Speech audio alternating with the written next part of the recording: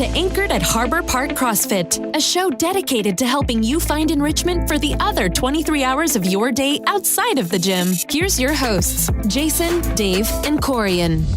Good morning, or good afternoon, or good evening. Or good night. We are Anchored at Harbor Park, episode 34 coming at you. I'm Jason. I'm Coach Dave. Coach Corian. Isn't that like opening from The Truman Show? Yeah. If I don't see you, good afternoon, good evening. I've seen the movie, but I don't recall. Dave makes me watch the movie all the time. I love that movie. I do sometimes wonder if that's reality. Anywho, today we are talking about holiday survival because it is about that time where the food gets a little more robust, the stress creeps up, and life gets a little bit harder for about a month. I think with our holiday survival, I got a great icebreaker today. This does not have to be strictly one holiday. It can be any of our winter-esque holidays, fall holidays. What is your favorite holiday side dish? Easy. I got mine. What's yours? Stuffing. Oh, yeah, I could grub on some stuffing for... We have not really had stuffing in a couple years because we don't normally eat that stuff. Yeah. I remember last year I walked away from Friendsgiving with a whole tray. Oh, yeah. It was amazing. Yeah, it would probably have to be stuffing or mashed potatoes. I'm a fan of the green bean casserole, too. Oh, whoever made that this past Saturday, that was really good. I'm a big fan of anything with sweet potato because there's so many different varieties that people can make. That's kind of my favorite. I really like Shelley's this past weekend. Yeah, she made so good. It tasted like a pie. Sweet potato casserole thing. Want to know a funny story about me? Yeah. Growing up, You hated sweet potatoes? no. My nickname was Spuds. It wasn't like my main nickname, but the joke was you couldn't say Spuds without me smiling. Yeah. So, Nice. yes, Nice. I love me some Spuds. My mom used to call me Mo because as a kid, she was like, you never stop eating, mow down food. But I was going to say something else about holidays. Oh, you all know that I hate my food touching, right? I'm fanatic. Like, I have divider plates as a grown adult. And my favorite holiday is Thanksgiving because, like, everything's good with gravy on it. And you don't have to worry as much. And it makes me excited. So let's do the flip side of that. What's your least favorite side in any of the holidays? Well, it's not a side, but my least favorite is turkey. I mean, it technically is a side. Like At Thanksgiving, it's a side because everything is a side to each other. Do you know Right. I hate when people do ham for Thanksgiving? It makes me so mad. I love ham. Turkey, I'm just so indifferent. I mean, I eat it, but like I want all the other turkey is stuff. not my favorite. I'm there meat. for everything else. I would say Jell-O when people put stuff in it, though. Yes. Like, I Like don't cat food. like fruit in my Jell-O. Like, my grandma used to get, like, a can of, like, mixed fruit. It's already, like, just the different, like, pineapple and cherries and all that, and she would put it in her Jell-O. I hate it. I hate fruit in my Jell-O. Jell-O is just Jell-O. I'm not a big fan of Jell-O altogether, but I loved Ice it when I cream was Jell-O a is kid. great. My I dad loved it when makes I a was good a ice cream kid, Jell-O. but I just Dad, if you're listening, make ice cream Jell-O. I need it in my life right now. I'm more of a custard guy myself. and I don't Big bowl of really like custard. cranberries. To be honest, like cranberry I like sauce. cranberry, yeah. I don't know. That's why Dave liked that I did a pomegranate spin Yeah. this last week because he's So like, if you oh. saw the in the kitchen yesterday, we did a little spin on the cranberry and put pomegranates on the Brussels sprouts, and it's actually really good. Yeah, it was so good. So that was like a 10-minute derailment on It food. was only Are 4 we all minutes. hungry today? It was only 4 minutes. No, I'm just frozen. I was being dramatic. You let me be dramatic. So what are we drinking today? I'm drinking hot coffee. You couldn't tell I'm very cold already. Yeah, I went with coffee when I saw Jay had coffee, and I realized that I was done working out for the day, and I didn't have to worry about it. I went with a nice cold Zevia Energy cola drink. Yeah. Is it cola or koala? I believe it's cola with a K to make it sound cool and interesting. What's your cup say, Jay? Mine says, find joy in the journey. Mine says coffee addict. Nice. Thought mine was appropriate today for a Monday. All right, where are we going to start here? Okay, holiday survivals. It's something we deal with every year. Dave and I are a big fan of the new go away and not deal with anything during holidays. But for those of you that have to stick around, we got some tips and tricks. We want to talk about how you can fit in working out, how we are going to help, or how people can help deal with stress, and then keeping your nutrition in line with your goals. All right. So let's start with working out. Well, before we get into that, we'll start by saying a few. They're all kind of related. I think everything goes together. Well, so this is working out kind of and a mosh. stress are so we'll kind of hop back and forth. But yeah, so working out, if you are someone who gets super, super busy during this time period, don't have the all or nothing mindset. Like, that's the biggest thing is a lot of people will be like, well, I can't make it in all 4 days this week, so I'm not going to go at all. Well, that's kind of not smart. Like, even if you can only get in 1 or 2 times a week, that's better than just sacrificing. I think that, or people are like, well, I can't make my class at 5:30 a.m. or I can't make an afternoon class because the weather will start to change, and that affects a lot of people. Travel times change, and so they're like, well, I can't make the whole class, so I'm just not going to go. Not condoning you guys being late or ditching out early. I'm just saying, like, don't let that be your excuse.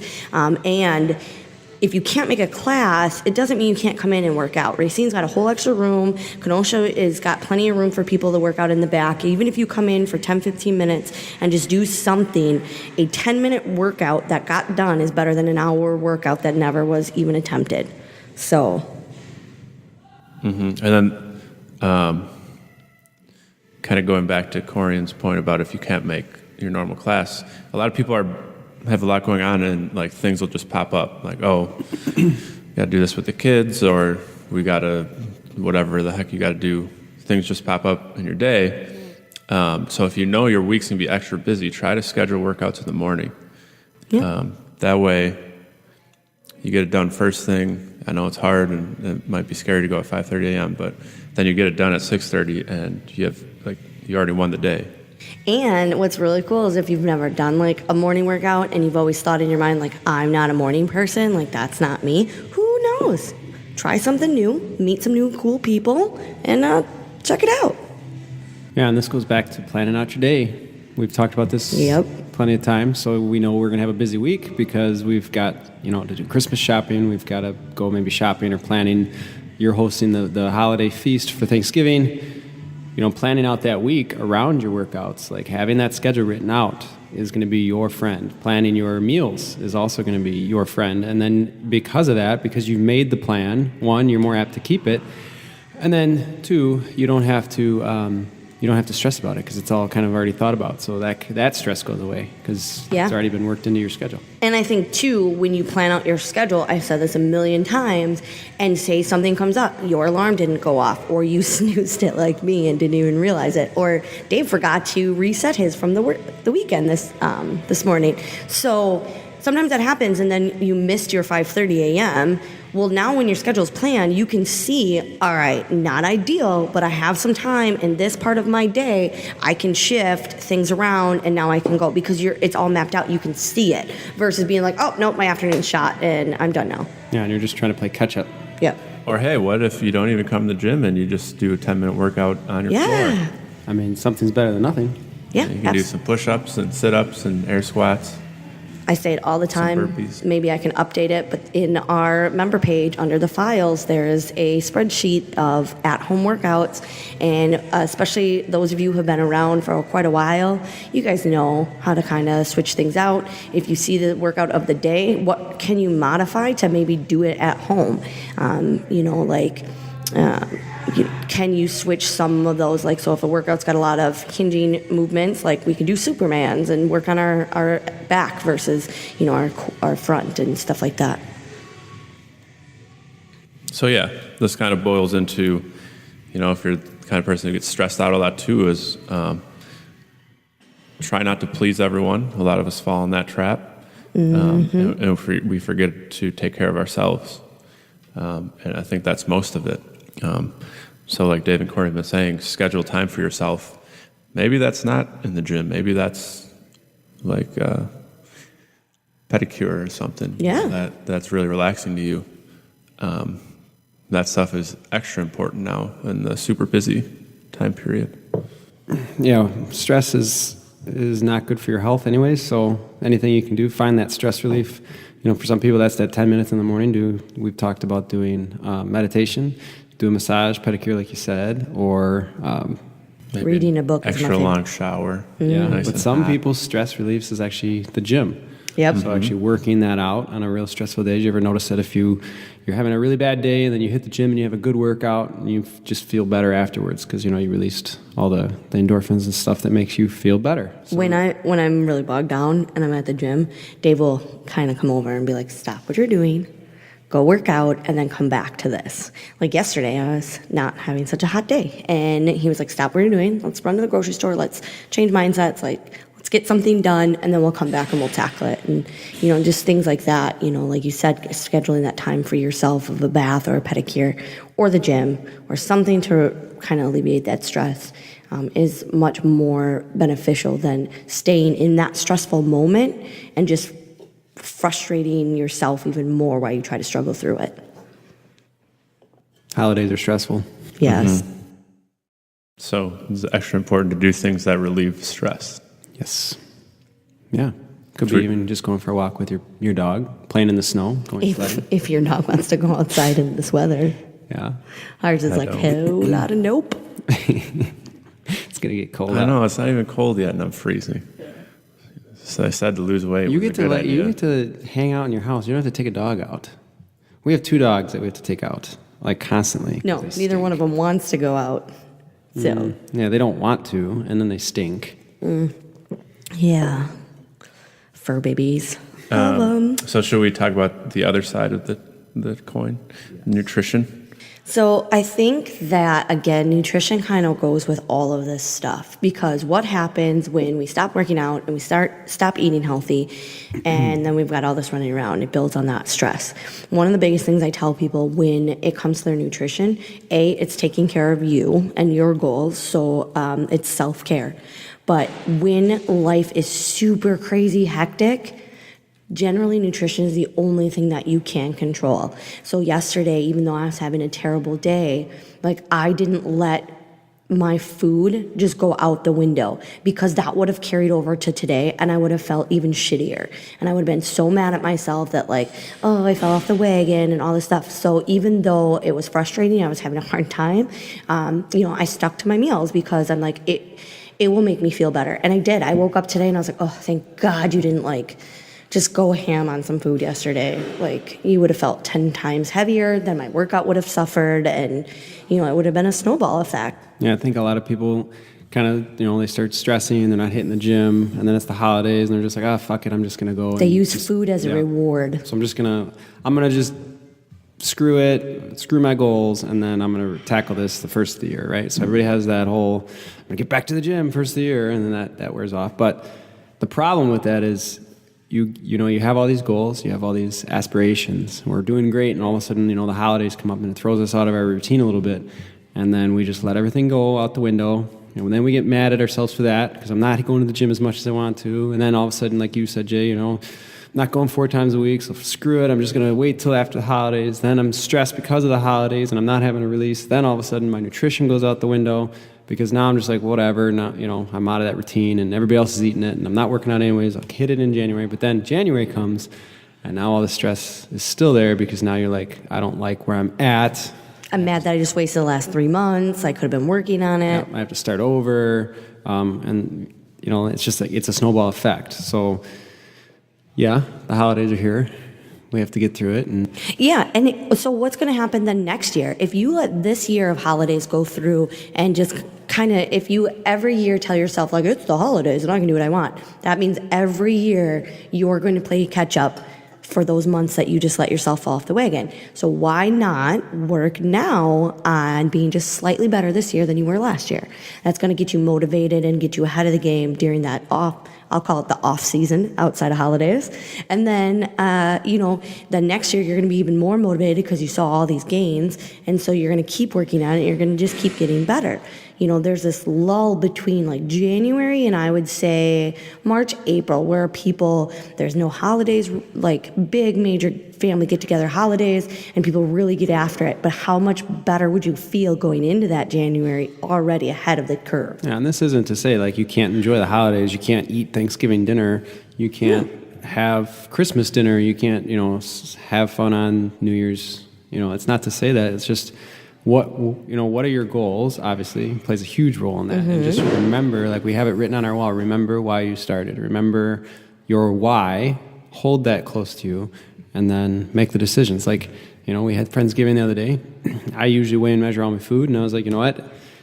It's Thanksgiving, with friends. It's not the end of the world. I'm just going to be careful in moderation what I eat. I was still, mindful of what I was eating. I didn't just go crazy and throw everything out the window, but... You used a little bit more of the palm-sized portions. Yeah. I just decided I wasn't going to weigh that day, and that's fine. I didn't die, but I didn't stress about it either. So I know there's going to be some listeners who are thinking, like, yeah, but I'm just too busy. Like, I don't have time to plan my meals and to prep.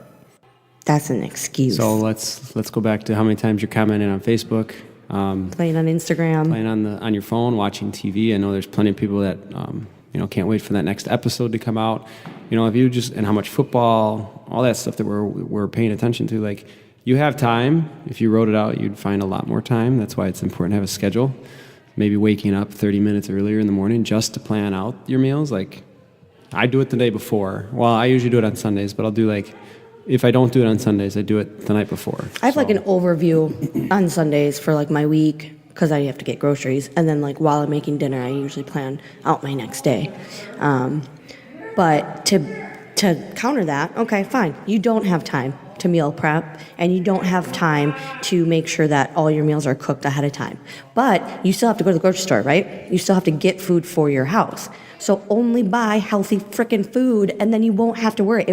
That's step one. If you just did that, I don't care like what your portions are or, how much or how little you're really eating. If you only have healthy stuff in your house, that is all you're going to eat then, because you don't have another option. Or you can save time with all these now, shop online and go pick it up or deliver to your house. There's plenty of those options.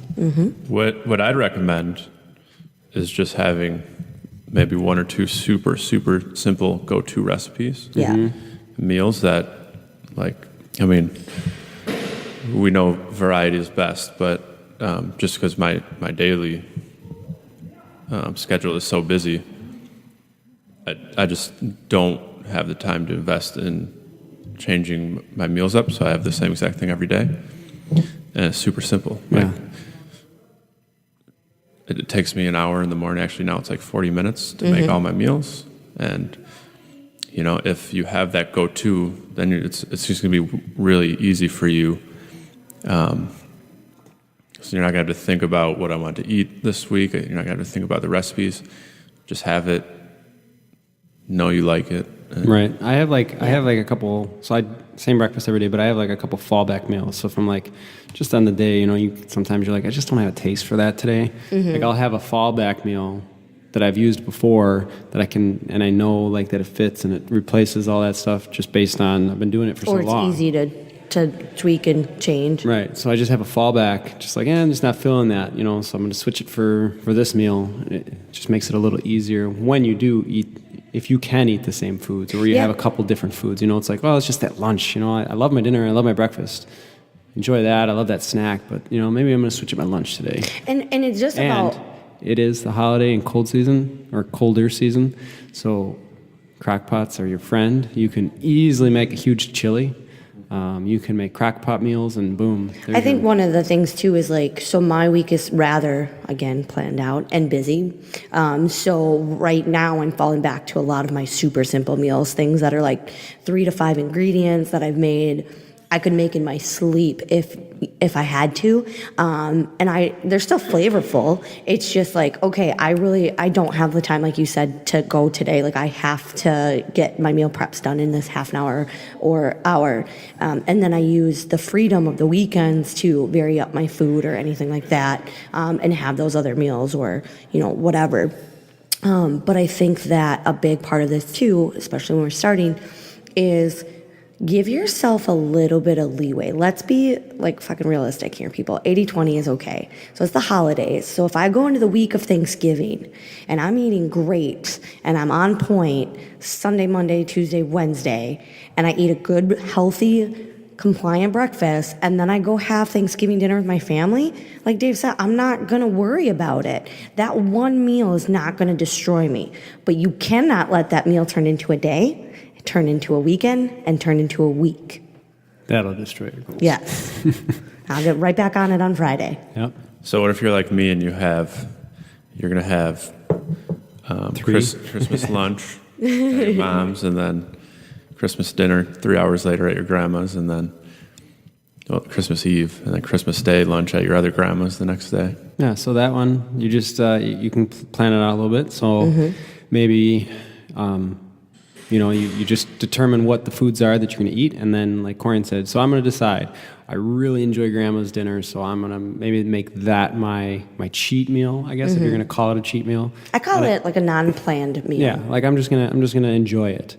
But for lunch, when I go to mom's house, and then late afternoon to dad's house, maybe what I'm gonna do, I'll just have a little bit of each. Maybe I won't eat my normal foods, so I'm gonna replace it with those foods.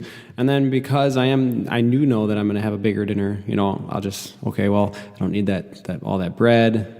Maybe I'll just have the meat. I'll make sure that I have some meat, a carb source, some veggies, and then a little bit of the healthy fats if I can, and then.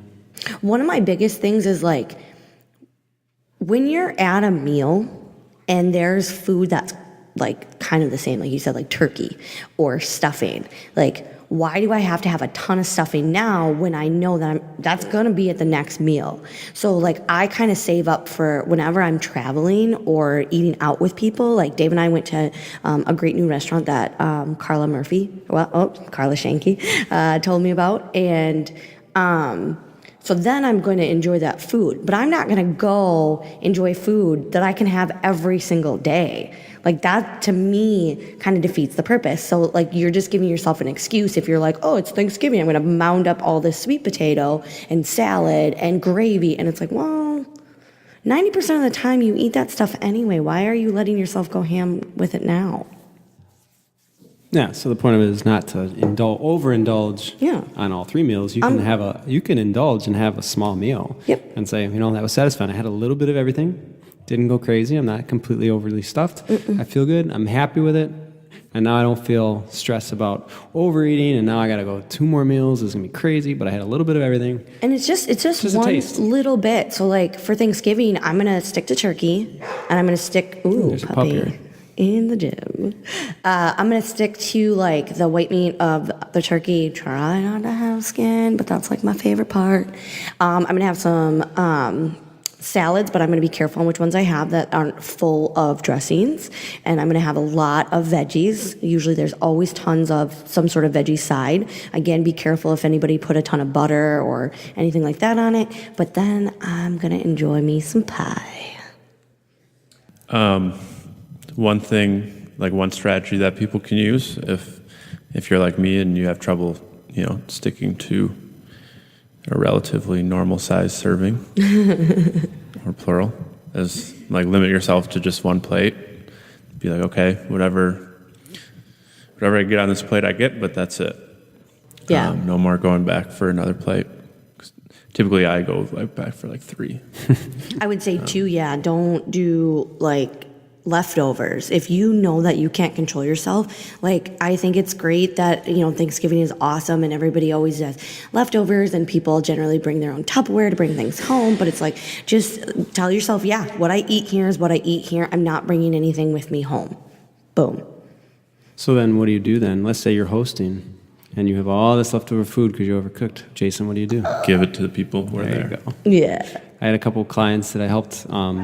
It was the Halloween a couple weeks ago, and they were like, I got all this candy because all my coworkers gave me this, or my neighbor dropped off some candy, and then I had leftover candy from handing out. So one of the tools that we used to not temptation was you can bring it to work and leave it there. You can throw it away, or you can just give it to somebody else. So a couple of my clients brought it to work. One of them threw it away, and the other one gave it to their neighbor. And I was like, there you go. Candy's Now you're nice not because it's wrapped and you can usually give it away pretty easily, but, home-cooked food is a little bit harder. But Yeah, but you can give it to people who came to your house. True, you can do that, or find out, we don't do this enough in our society. Look at your neighborhood and find out maybe someone who is struggling or maybe doesn't have a family or, not having a big holiday feast, and, make connections with them and maybe bring them some plates. How about we share, the joy of the season and go make new freaking friends? Yes. Yeah. So if anybody wants to bring me pie. I like all kinds of pie. Yeah. So, like I said, a big thing is the 80-20, and just don't let that carry over. We really just have to say, okay, that meal is that meal. Now what am I going to do with this meal? That does take some willpower. It takes work. It takes practice. I think this goes back to the working out, the all or nothing. Just because you had one bad meal doesn't mean that it completely obliterated everything you've done. So don't let that be an all or nothing. Mm-hmm. Yep. And remember to keep your workouts in, stay motivated. It'll help your stress overall. And I think, yeah. And if you really are one of those people, I know that there's a ton of people who are like, look, I can't. I don't have that sort of control. I want to go, but I have to be on point. I brought a scale and measuring stuff to Friendsgiving because I didn't want that to be my non-planned meal, and I knew that I could still enjoy a few bites of everything and not go crazy. I stuck to food that was really easy to know what it was, like the jasmine rice, the turkey, the sweet potato casserole, I think she called it. I don't know, it was so good. Was mainly sweet potatoes. I logged probably a little extra butter. I asked her what was in top. I saw there was walnuts, pecans, and she said there was some coconut and some sugar. So I kind of overestimated those things, but I still had them. And I did not have any fear that people were going to make fun of me because everybody knows that I have goals and I'm going to weigh and measure my food. Katrin brings her scale to restaurants. So then what would you say, because I've had this, people ask me, they don't want to be the weird person in the corner weighing out their food. It's not normal. People just aren't used to it. So all of a sudden you go to your family's house, and your family would know this, but I'm talking about clients. They're a little nervous. Maybe they're starting this for the first time. They're starting to weigh and measure their food. And all of a sudden they bring their scale to this get-together, and their family's looking at them like, what are you doing? And they start questioning this, and how would you guys respond to that? I would honestly, if they're new to it, I probably would just be like, one day is not going to kill you. Right. Just do your best. If they're more experienced like you, Corian, and they asked, I'd be like, if your objective or your goal or your why is big enough, then it doesn't matter what they think.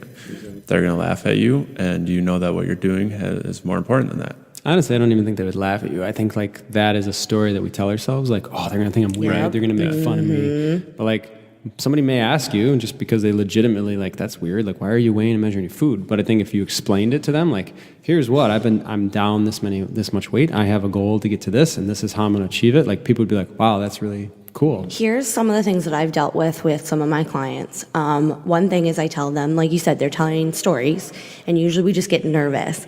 One of the biggest things I always say, every family has, that uncle that drinks too much, and that aunt that spends most of the holiday outside smoking their Pall Malls, and, the uncle who, has to have sports on or whatever. Everybody's going to be that person. Which person do you want to be labeled? Do you want to be that health nut? I'll take that any day. So there's that. But also, maybe talk to people ahead of time. Give them a heads up. If we say, hey, I'm not trying to offend you, I'm not trying to be mean, do you mind if I bring my own food? I still want to socialize, but I need to know that because of my goals, like Dave said, explain to them what you're doing, what it means to you. Get them involved and say, hey, do you mind if I bring my own food? Or do you mind, do you have any scale at your house, or do you mind if I bring one? I'm not trying to offend you. I just, want to enjoy your company, but this is how I can also stay on point. So that's a big thing. Another good idea that I just thought of would just ask if you could help cook. And then while you're cooking, bust the scale out and make your own little separate thing, and no one's even going to know.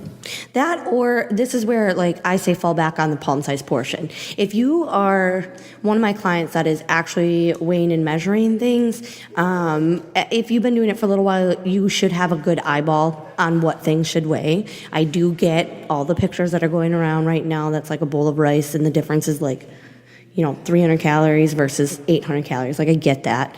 But again... Hey, we don't even know if that's true, though. No. Yeah. No one knows what's actually in the picture. No. So use the palm size portion. Palm size of protein, fistful of veggies, cupped handful of starchy carbs or fruit, and thumb size of healthy fat. Usually when I tell you to go out, I usually say, like, most things are cooked in butter and oil. So, like, don't add any fat to things. But again, if you follow that, that's like an 80-20. You're doing pretty freaking good if you guys can follow that.